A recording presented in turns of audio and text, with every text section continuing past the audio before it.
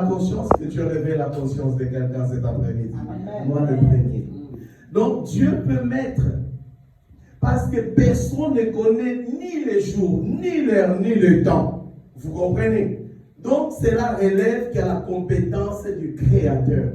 Mais, or, la Bible est en train de nous parler de quelque chose que nous allons maintenant lire. 1 Pierre, chapitre 4, le verset 7e. Je vais lire tout doucement. La fin de toutes choses est proche. La fin de tout le bonheur.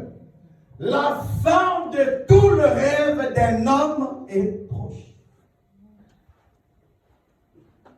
La Bible va plus loin, dit à quoi servirait à un homme de gagner toute la terre et de perdre son âme.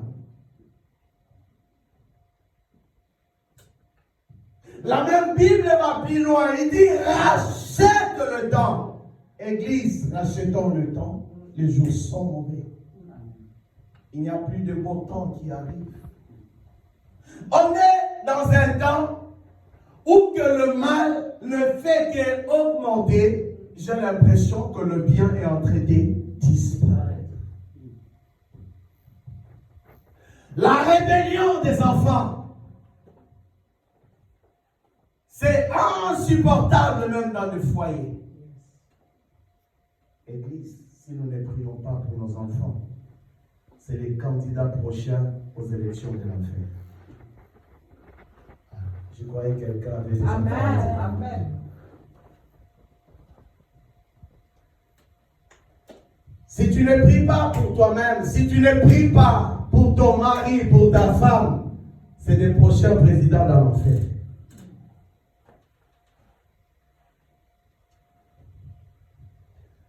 Le temps de toutes choses est proche. La fin s'approche. C'est-à-dire, le retour de Jésus est caractérisé par la fin. Que si on regarde dans Matthieu, par exemple, chapitre 24, je ne toucherai pas trop aujourd'hui, peut-être prochainement, vous allez voir, ils sont en train d'alerter que lorsque vous verrez l'abomination entrer dans le temple, l'abomination est déjà dans le temple, que celui qui lise fasse attention. On n'est pas à l'âme. Autrefois, vous savez que la nudité est quelque chose de sacré dans la vie d'un homme. Mais aujourd'hui, c'est l'exhibition sur le Facebook. Aujourd'hui, on veut détruire tout ce que Dieu a mis dans la main. Aujourd'hui, le mal, que si on regarde Éphésiens, je crois, Ésaïe 5:20 est en train de dire que le mal est devenu bien et le bien est devenu mal. Confusion, contradictoire. Rachetons le temps. Les jours, la fin de toutes choses est proche. L'apôtre Pierre continue, dit, soyez donc sages et sobres pour vaquer à la prière. Vous négligez la prière, vous allez entrer dans quel ciel? Quand on dit c'est le jour du Seigneur, tu dois tout arrêter. Que celui qui est dans le champ doit arrêter son chant le jour du Seigneur. Je croyais que toute l'église avait dit. Amen. Amen. Amen. La fin approche. Mais Pierre exhorte l'église. Pierre exhorte, c'était l'apôtre de ceux qui étaient circoncis. C'est-à-dire de ceux qui avaient déjà reçu Jésus-Christ. Pierre est en train de nous exhorter d'être sobres, d'être sages. Parce que si l'on manque de la sagesse, on va manquer l'enlèvement de Christ. Je peux te poser la question. Es-tu prêt pour l'enlèvement à cette heure-ci, si Jésus est entré ici. Le monde est en train de s'abattre, de s'éteindre. La Bible déclare que la nuit est avancée. Le vrai jour est en train d'approcher le jour de l'éternité. Mais est-ce que tu seras sur la table de Jésus-Christ?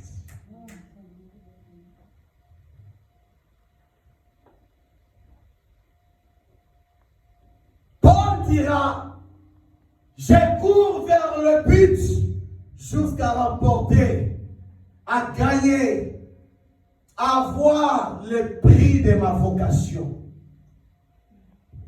Tel que tu es là, tu as été appelé à servir Dieu. Mais tout ce temps tu vis sur la terre, qu'est-ce que tu es en train de faire avec cet appel?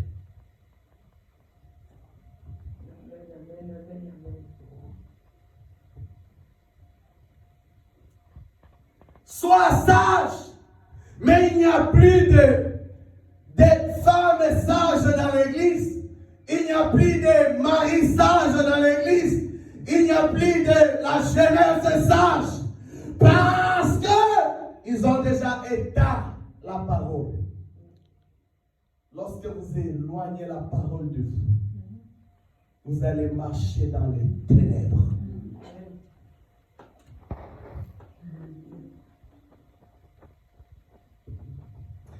C'est ce qu'on est en train de voir, que dans ces temps de la fin, que nous mentons plusieurs, que nous sommes chrétiens, mais alors on ne l'est plus.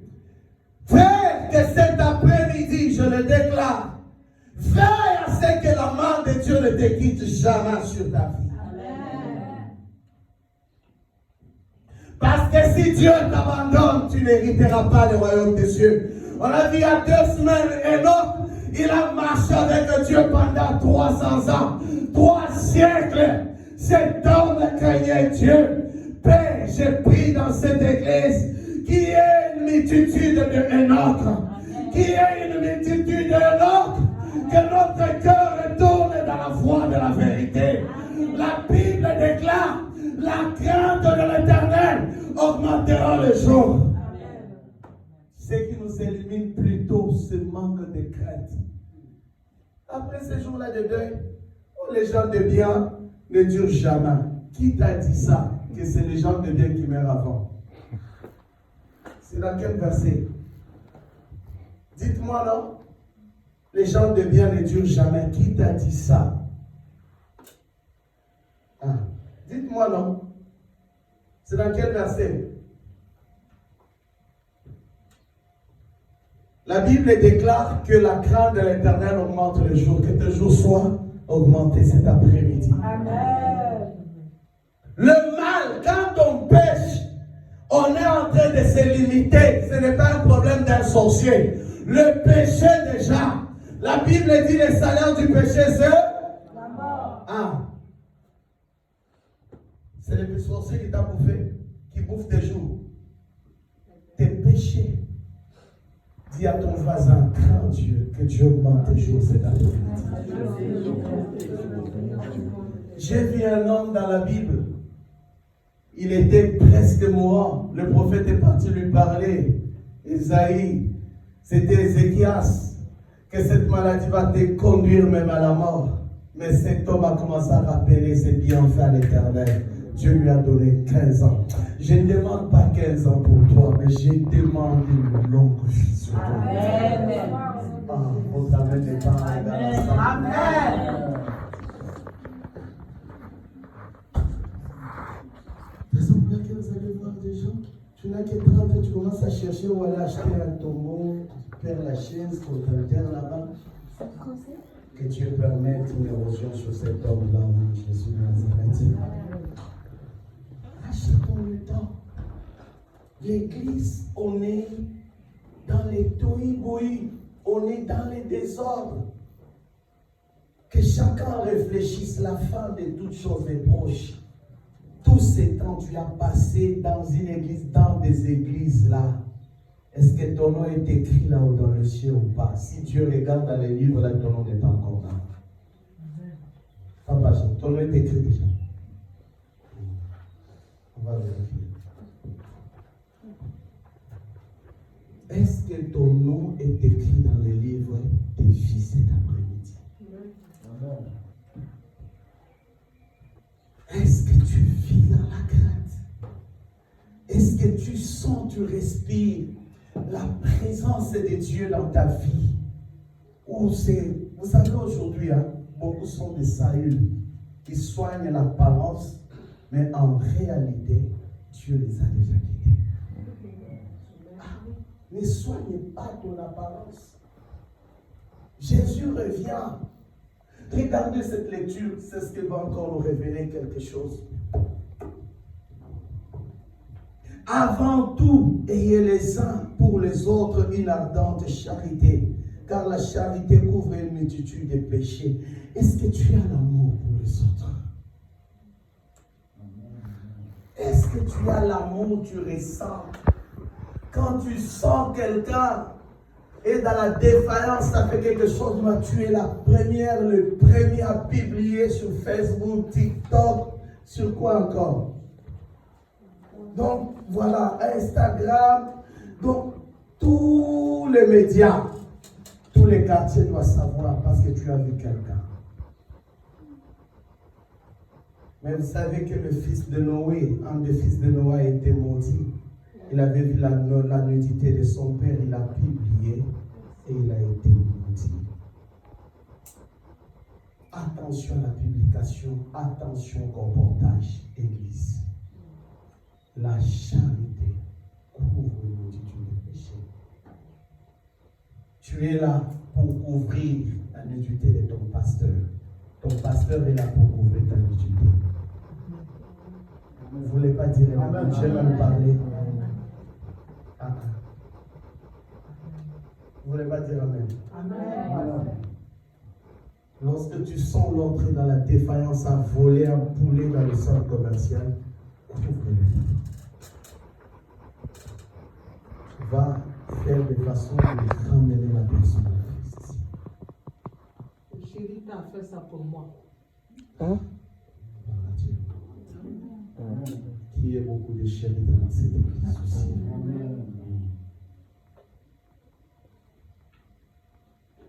Beaucoup ont hérité la malédiction. En voyant le mal sur quelqu'un, tu l'as publié en coulisses. L'amour pour les autres. Je ne parle pas encore d'amour sur tes ennemis. David a exercé cet amour même sur celui qui en voulait sa vie Saül. Il a fait son deuil. Il a béni. Toi, tu peux faire le deuil d'un sorcier qui a cherché toute ta vie à te tuer.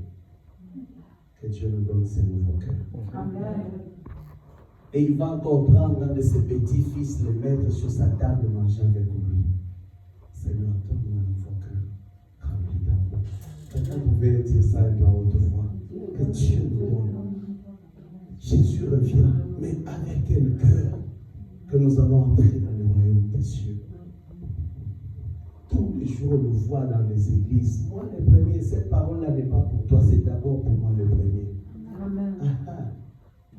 Tous les jours, j'ai pris que je sois à côté de Christ. Toi, tu dis tous les jours, tu sois à côté de pasteur. Tu es en train de perdre ton temps. Sois à côté de Christ. Amen. Soyons bons les uns les autres. Apprenons à cette jeunesse à être bons envers vos ennemis. Soyons bons. Vous croyez que le royaume, Jésus va venir te prendre. Tu es entre. Il travaille le caractère, il travaille l'attitude, il travaille le cœur. C'est le moment de demander à Dieu, donne-moi ton cœur rempli de l'amour. Les enfants de haut ne pardonnent jamais. Nous, les enfants de Dieu là, qui connaissons soi-disant la vérité là, on a du mal à pardonner. Même dans la même église là, tu passes. Oh non, je soupçonne l'autre. Tu soupçonnes de quoi? L'amour couvre une multitude de péchés. La Bible dit que le fort soutient le faible. Parce que si tu tournes le dos, Tu es le plus fort, tu es le plus faible. Dis à ton voisin, je te pardonne encore, c'est la première. Alors, quelqu'un pouvait oser dire, pasteur, je te pardonne aussi. Moi aussi, je vous pardonne, c'est la première. Amen. Amen.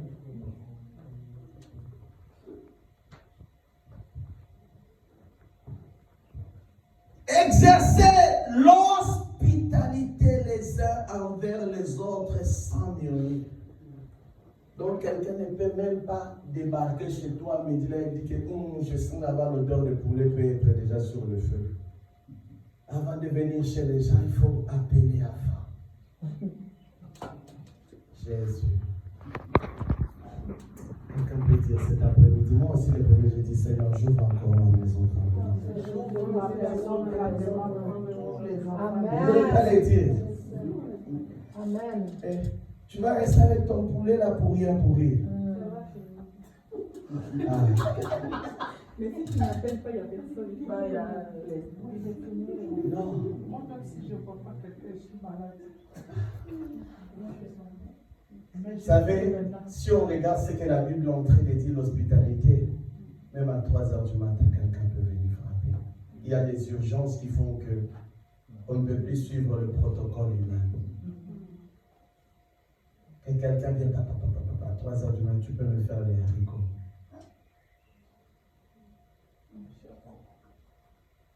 Hein?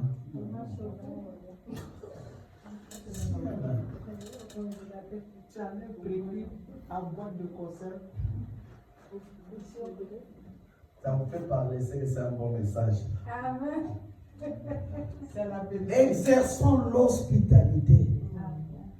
Ton frère peut venir, il n'y a pas de frontières. Quelqu'un peut dire à haute voix, venez dans ma maison à tout moment.